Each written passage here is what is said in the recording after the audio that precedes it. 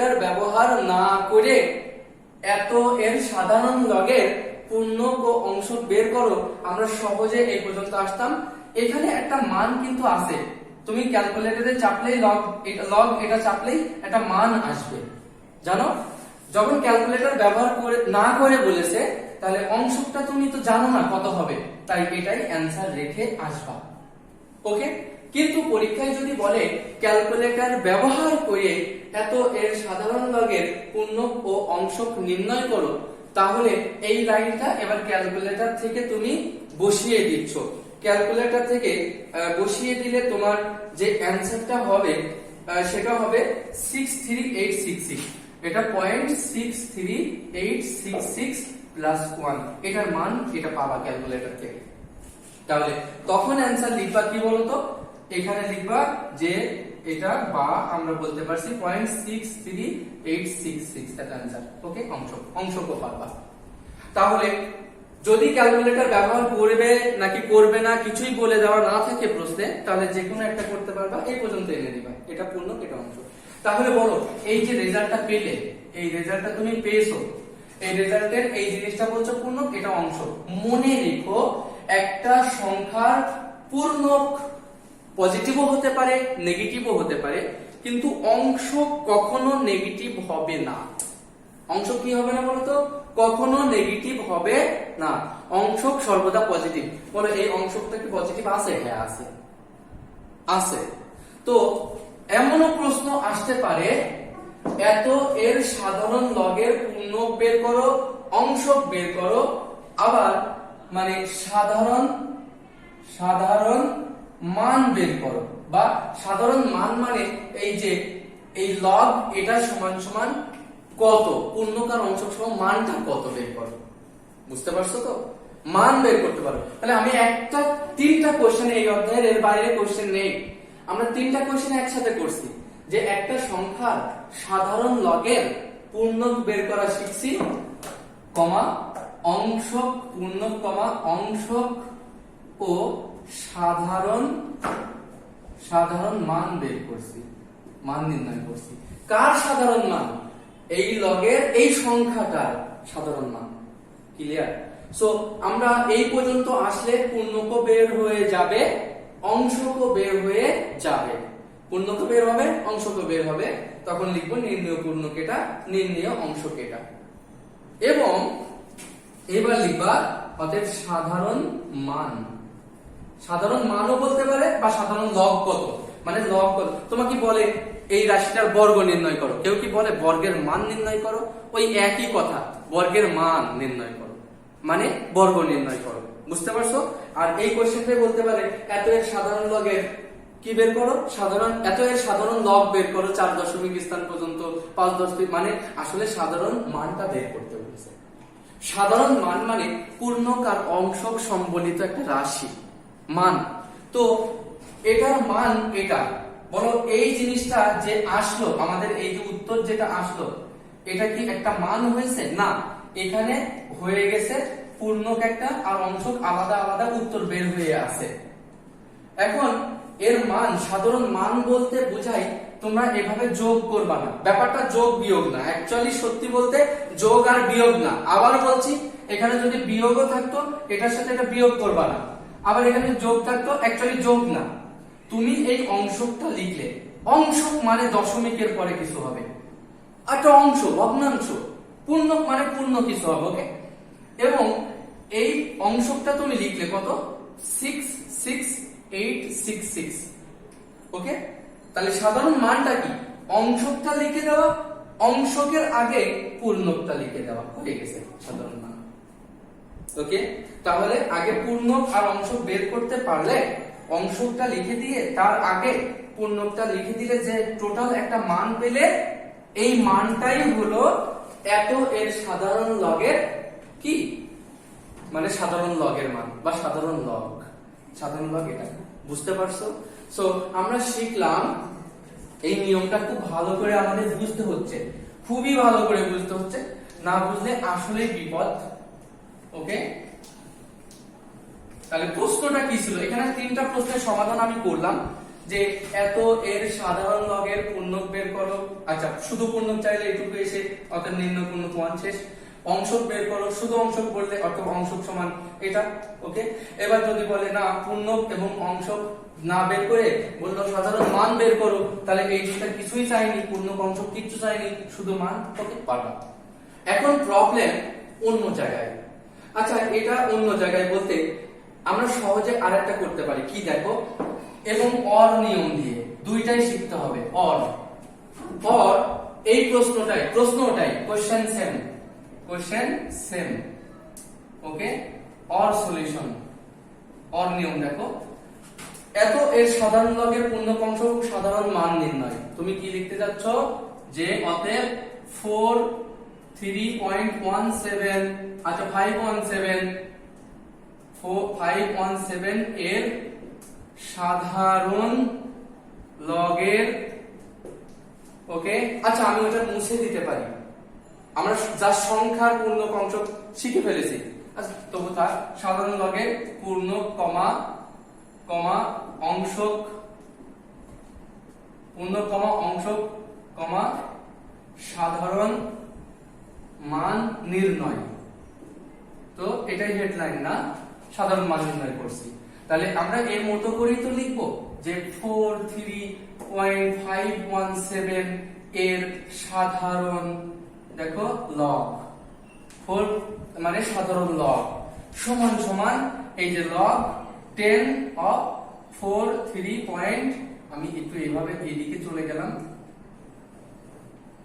4 3.517 এটা লিখতে পারবো, তাই না? তো আমি একটু এই অঙ্কটাই একই কোশ্চেন আমি অন্য নিয়মের উত্তর করা শেখাচ্ছি।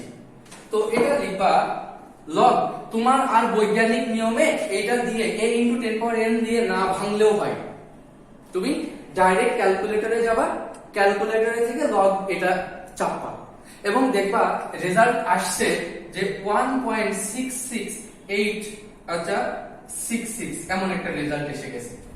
সরি, এটা হবে কি 66 কেন বলছি, এটা 63,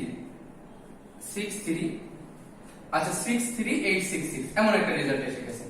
তাহলে এটা সমান, তুমি এইভাবে log m a × 10⁻n এইভাবে লিখছো না। এবার যখন এরকম একটা রেজাল্ট চলে গেল, আসলে বলো তো তোমার কি পূর্ণক আলাদাভাবে উত্তর এসেছে? না। অংশক আলাদাভাবে উত্তর আসলো? না। লগ দিয়ে করলে, লগটা ভেঙে ভেঙে করলে পূর্ণক আর অংশক আলাদাভাবে আসে, কিন্তু ডাইরেক্ট করলে পূর্ণক আর অংশক আলাদাভাবে আসেনি। তাহলে এই যে মানটা পেয়েছো, এই মানটা টোটাল পেলে এই মানটা কি পজিটিভ না নেগেটিভ এসেছে? তোমার ক্যালকুলেটরে দেখো পজিটিভ এসেছে। আর এই পজিটিভ বলতে বোঝায়, আমরা জানি দশমিকের আগে যেটা থাকে সেটাই পূর্ণ অংশ, আর দশমিকের পরে এটাকে ভেঙে লিখলে দশমিকের আগে আছে 1, দশমিক সহ আছে 63866 এমন আছে না? তো এটাই পূর্ণকেরই অংশ, কারণ যেহেতু এখানে পজিটিভ আছে এর দ্বারা বোঝাচ্ছে এই পূর্ণকটাও পজিটিভ, এই অংশকটাও পজিটিভ। আর আমরা জানি পূর্ণক পজিটিভ নেগেটিভ হতে পারে, কিন্তু অংশক কোনোদিন নেগেটিভ হবে না, আর এখানে নেগেটিভ হয়ওনি এই কোশ্চেনে। তাই ডাইরেক্ট তুমি ক্যালকুলেটরে চেপে এইটা আসলেই তুমি লিখে দিতে পারছো অতএব নির্ণেয়, বা একটু ভেঙেও দিতে পারছো যে 1 + 0.63866 এইভাবে পূর্ণার আর অংশটা লিখে দিতে পারছো, দিয়ে লিখছো অতএব নির্ণেয় পূর্ণ, অতএব নির্ণেয় পূর্ণ সমান সমান কত হবে? নির্ণেয় পূর্ণ এইভাবে তোমরা লিখতে পারবে আমার মনে হয়।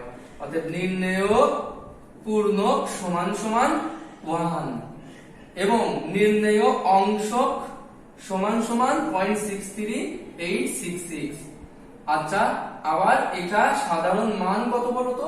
ওটাই সাধারণ মান 1.63866। ওকে, বুঝেছো আশা করি।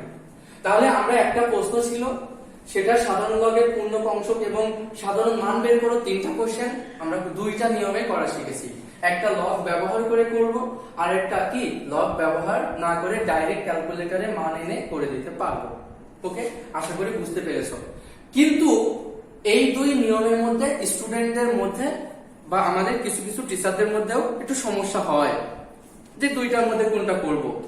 আমি বলবো তোমার যেটা ভালো লাগে সেটা করবা, তবে যদি কিনা একের থেকে এই যে কোশ্চেনটা এসেছে সেটা যদি একের থেকে বড় হয় তাহলে সর্বদা ডাইরেক্ট ক্যালকুলেটর ইউজ করলে পজিটিভ আসবে, মানে পজিটিভ আসবে এবং সেক্ষেত্রে খুব সহজে পূর্ণক অংশ বের হয়ে যাবে। কিন্তু যদি তুমি এরকম একটা সংখ্যা করো, দেখো এরকম একটা প্রশ্ন এসেছে যে নেগেটিভ, মানে আমরা জানি একের থেকে ছোট একটা দিচ্ছি, একের থেকে ছোট হচ্ছে পয়েন্ট, এমন একটা সংখ্যা দিই 0.00836, 0.00836 এর এটা প্রশ্ন দেখো 0.00836 এর সাধারণ লগের পূর্ণক অংশ সাধারণ মান নির্ণয় করো। বুঝতে পারছো তো? বলো এত এর সাধারণ লগ না বলে যদি শুধু এত এর পূর্ণক কত বলতো আমরা কিন্তু সিম্পলি করতাম এইভাবে, কিন্তু সাধারণ লগ বলেছে মানে এবার তুমি লিখছো, দেখো এইভাবে লিখছো পয়েন্ট সলিউশন করছো 0.00836 এর সাধারণ লগের পূর্ণক অংশ সাধারণ মান নির্ণয় বলে ওইটা লিখলে 0.00836 এর সাধারণ লগ বলে এই যে সাধারণ লগ লিখলে যে 0.00836 এইভাবে লিখলে। এবার তুমি যখন এইভাবে আসছো এখন তোমার কাজ কি বলো? কাজ হচ্ছে লগারিদম দিয়েও করা, আবার ওই দুইটা নিয়মেই করা। তো আমরা আগে লগারিদমটা শিখি। লগ এই যে 10 অফ এখানে কি লিখবা? বৈজ্ঞানিক নিয়ম, তাহলে 8.36 ইনটু 10 পাওয়ার -3 এমনটা আসবে এবং সমান এসে যাবে এই যে লগ 10 অফ 8.36। আচ্ছা এখানে হবে যোগ লগ এই যে 10 অফ -3, এখানে 10 পাওয়ার -3, এখানে হবে লগ 10 অফ 8.36, এখানে এই -3 এদিকে ঘাতটা নেমে আসলো, হলো লগ 10 অফ 10। তার মানে হলো এটা ক্যালকুলেটর যদি ইউজ করো তাহলে প্রথমে ক্যালকুলেটর ব্যবহার না করে এটা বলে তাহলে 10 অফ 8.36 এটা অংশক, তাই না? আর এই -3 এটা হচ্ছে পূর্ণক। কিন্তু ক্যালকুলেটর এটা আমরা যদি ক্যালকুলেটর ইউজ করি এটার মান আসবে কত? এটার মান আসবে যে পয়েন্ট, দেখো আসবে 0.999229221, আরো একটা 2 আছে 221 এত -3, 0.92221 এটা 3। সো এই জিনিসটা এত এর সাধারণ লগ বলেছো মানে পূর্ণকটা ঋণাত্মক এসছে, তাই তুমি লিখছো নির্ণয় পূর্ণক সমান কত? এই যে -3 বা এই যে 3 বার। শিখেছো তুমি? প্রবলেম অংশক কোনটা বলো তো? এভাবে করার মাধ্যমে তোমার যে অংশকটা বের হইলো, অংশকটা অল টাইম কি আসলো? পজিটিভ। তাহলে নির্ণয় অংশক কত হবে? উত্তর বলো তো, উত্তর কত হবে? উত্তর হবে 0.92221, এটা অংশক। তাহলে পূর্ণক বের হয়ে গেছে, অংশকে বের হয়ে গেছে। বলো যদি কোশ্চেন দিত অত সাধারণ মান কত? আমি শেখাইছি এখানে যোগ বা বিয়োগ কিছু করবা না, জাস্ট এই অংশকটা আগে লিখবা 92221 আর তার আগে বসিয়ে দিবা পূর্ণকটা, দশমিকের আগে পূর্ণক কত? -3। এটা যখনই মাইনাস তুমি এখানে দিয়েছো বলো এই সাধারণ মানটা এমন হয়ে গেছে যে এই মাইনাসটা এই পূর্ণকটাও মাইনাস, এই অংশকটাও মাইনাস, তাই না? তাই আমরা কিন্তু জানি অংশক কখনো ঋণাত্মক হতে পারে না, তাই এই 3 এর উপরে মাইনাস, অংশক তো ঋণাত্মক ছিলও না, তাই মাইনাসটা এইবার মাস্ট এখানেই দিতে হবে। ওকে, এর দ্বারা বোঝায় যে এই পূর্ণকটাই নেগেটিভ কিন্তু অংশকটা নেগেটিভ নয়, তাহলে এটা হবে সাধারণ মান। আশা করি বুঝতে পারছো। ওকে, তাহলে আমরা একটা একের থেকে ছোট যে তার পূর্ণক অংশ তো বের করতে পারলাম, বাট এটাও করতে চাই এইভাবে ডাইরেক্ট নিয়মে। ডাইরেক্ট নিয়মে যখন পজিটিভ থাকে, আমি বলছি তো যখন পজিটিভ চলে আসে উত্তর তখন এটাই পূর্ণক ওটাই অংশক। কিন্তু যদি একের থেকে ছোট হয় ওইটাই সলিউশন 0.00836 এর সাধারণ লগের পূর্ণক অংশক সাধারণ মান নির্ণয় করো। তো আমরা এটা লিখছি 0.00836 এর সাধারণ লগ সমান এই যে 0.00836। ওকে, এটা সাধারণ লগ। তো এটা যদি ক্যালকুলেটরে ডাইরেক্ট বসাও, ডাইরেক্ট বসাইলে ক্যালকুলেটর ইউজ করলে এটা কত আসবে, এটা আসবে মাইনাস, আমি এখানে লিখছি এর উত্তরটা আসবে মাইনাস 2 পয়েন্ট, দেখো এর উত্তরটা আসবে মাইনাস 2, আচ্ছা কত আসবে উত্তরটা 2 পয়েন্ট, একটু দেখে নিই, 2.0779 মাইনাস 2.07779 এটা আসছে। সো এই যে একটা উত্তর আসলো, বলো আমার হিসাব অনুযায়ী এত সাধারণ লগ ডাইরেক্ট ক্যালকুলেটর ব্যবহার করে যে মানটা পেলাম এটাই তো সাধারণ মান হওয়ার কথা, তাই না? হওয়ার কথা, সবাই আমরা জানি হওয়ার কথা, এবং পজিটিভ থাকলে হয়েছিল। তবে এটার একটু প্রবলেম হচ্ছে, আমরা জানি এই মাইনাস দ্বারা বোঝাচ্ছে এই পূর্ণ দশমিকের আগে যেটা থাকে সেটা পূর্ণ, দশমিকের পরে যেটা থাকে অংশ, এবং এই মাইনাস দ্বারা বোঝাচ্ছে মাইনাসটা 2 এর সাথেও আছে, মাইনাসটা এটার সাথেও আছে। কিন্তু আমরা যে জানি যে অংশ কখনো ঋণাত্মক হতে পারে না, তাহলে এই এই এই যে এমন একটা সাধারণ মান ক্যালকুলেটর দিল যে অংশটা ঋণাত্মক হয়ে গেছে, যেহেতু এটা অংশ ঋণাত্মক হয়ে গেছে তাই এটাকে আমরা সাধারণ মান বলতে পারবো না। বুঝতে পারছো তো?